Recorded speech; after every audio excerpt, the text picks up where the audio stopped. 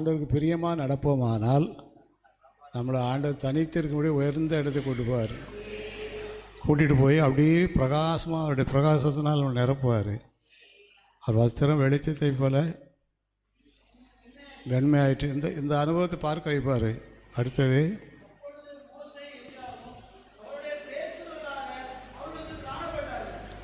ஆண்டவர் கூட்டிகிட்டு போய் அங்கே யாரையும் கொண்டு வர்றாரு?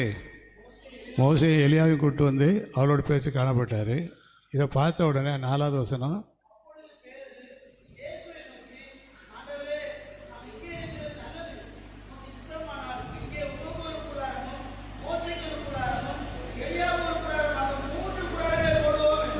அந்த அளவுக்கு அவருடைய பிரசன்னத்தினால நிரப்புதார்.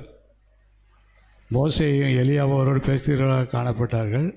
இதை பார்த்த உடனே பேதுரு சொல்லிட்டாரு இயேசுவை நோக்கி, ஆண்டவரே நாம் இங்கே இருக்கிறது நல்லது.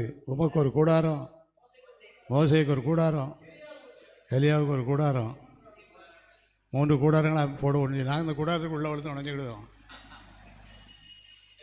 இந்த உயர்ந்த அனுபவத்தை பெற்றுக் கொடுப்பது இயேசு கிறிஸ்துடைய திவ்ய சுபாவம். நம்ம விலகி போகக்கூடாது. இன்னும் ஆண்டவர்களை நெருக்கமாக நம்ம வர வர வர ஆண்டவர் இந்த உயர்ந்த அனுபவத்தை கூட நம்மளை கொண்டு வர்றாரு.